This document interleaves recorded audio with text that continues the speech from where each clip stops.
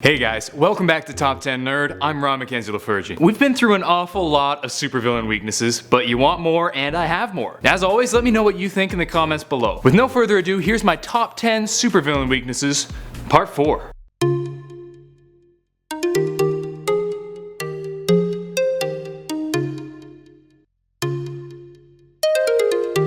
Number 10. Omega Red and his need to kill. Arkady Rossovich started as a serial killer and already had an unquenchable thirst for murder. But after being implanted with carbonadium tentacles by the Soviet government, his desire to kill becomes necessary for his survival. Since the carbonadium slowly poisons his body, Omega Red has to drain the life force from his victims in order to keep himself alive. While this may not sound like a problem, considering his love for killing is so great, there are times when one just wants to lay low. But it's hard to lay low when you actually have to keep killing people, which sometimes leads to his defeat, eventually being killed at the hands of Wolverine. Number 9. Osiris and his weakness to high-order magic and lightning. Osiris was given the power of the ancient Egyptian gods by Master Sorcerer Black Adam. Rather than his powers being linked to Shazam, they're linked to Black Adam himself, so he has to yell, "Black Adam!" to change form. Really doesn't have the same ring to it, but it could be worse. You could have to say, "Eugene Fitzherbert," or Donald Trump. Actually, that last one would be pretty funny. While Osiris has significant resistance against most magic, he is weak against high-order magic. It does, however, take significant ability in the arts to be able to harm him that way. Furthermore, lightning has been found to revert Osiris back to his mortal form. In his mortal form, he's paraplegic, which is a bit of a weakness if you're trying to be a supervillain. Number 8.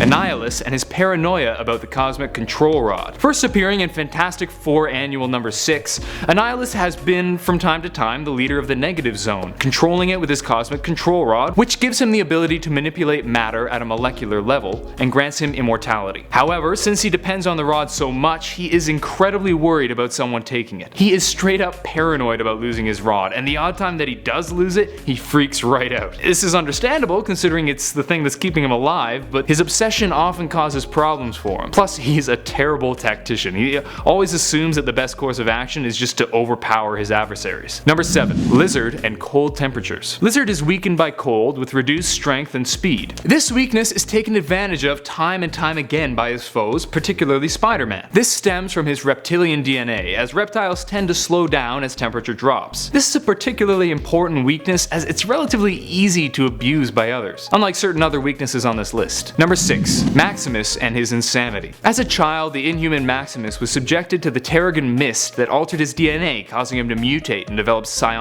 powers. He gains incredible intellect and mind control abilities, allowing him to influence the actions of others, or even cause short-term amnesia. Unfortunately for him, as with most supervillains, Maximus is frickin' insane. Unlike some other villains, however, he has trouble keeping himself in check, often doing completely irrational things just for the hell of it, even if it goes against what he's trying to accomplish. While he is able to be in control much of the time, his occasional bursts of insanity are a huge weakness. Number 5. Ajax. Or as Deadpool would say, Francis! Francis Fanny is a subject and perpetrator of the Weapon X program, with increased strength, healing, and immunity to pain. He's cruel and vindictive, mostly fighting against Deadpool. But he does have one big weakness. He can be rendered immobile by activating an implant in his spine. And while it may be hard to activate, if you do, he becomes absolutely useless. Plus, his name's Francis, which could arguably be considered a weakness in itself. Only Frank Underwood can pull that name off. Number 4. Hela and her dependence on her cloak. Hela is the Asgardian god of death, bringing death to everyone she touches. While generally remaining on Asgard, she has been known to travel to other worlds as well. She's an incredibly powerful being, able to kill with a touch and age someone with mystic bolts. While Hela seems perfectly healthy when wearing her cloak, if the cloak is taken away, it's revealed that the whole left side of her body is dead and decaying. Plus, if her cloak's taken away, she loses a lot of her physical strength as she withers to her real shrunken form. While she's obviously crazy powerful, it's definitely a significant weakness to rely on a cloak so much. Number 3. The alien symbiote and sonic attacks. The alien symbiote that originally attached to Peter Parker is weak against sonic attacks. This means that its hosts are weak to these attacks, which can cause the symbiote to leave the host. Venom, Anti-Venom, and Carnage are all thus weak to these attacks and can be contained in sonic containment cells if the attacks don't work, as Spidey and the Fantastic Four do to Venom. A further weakness of the symbiote is that it is limited in mass, and so it can only be used so much before becoming exhausted. Spider-Man took advantage of this by tricking the symbiote into using more webbing than it should have, stretching it too thin and making it easier to defeat. Number 2. Azazel and Shi'arafim Blood. First appearing in Uncanny X-Men number 428,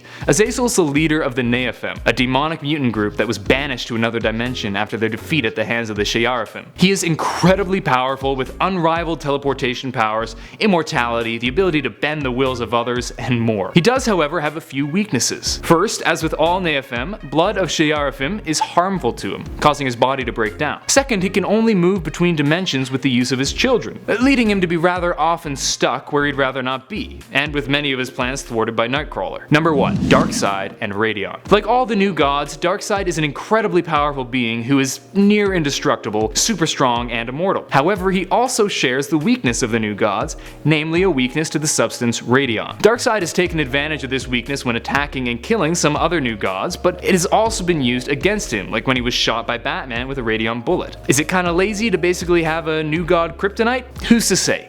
But his storylines are pretty cool, so I'll forgive any laziness with the weakness. That's it for today. Thanks so much for watching, guys. If you want to see more, hit that subscribe button and press the bell icon if you want to see the videos as soon as they come out. It's really cool seeing you guys over at my own channel too. Feel free to come say hi. In the meantime, I'm Ron Mackenzie LaFergie with Top 10 Nerd. Later, nerds.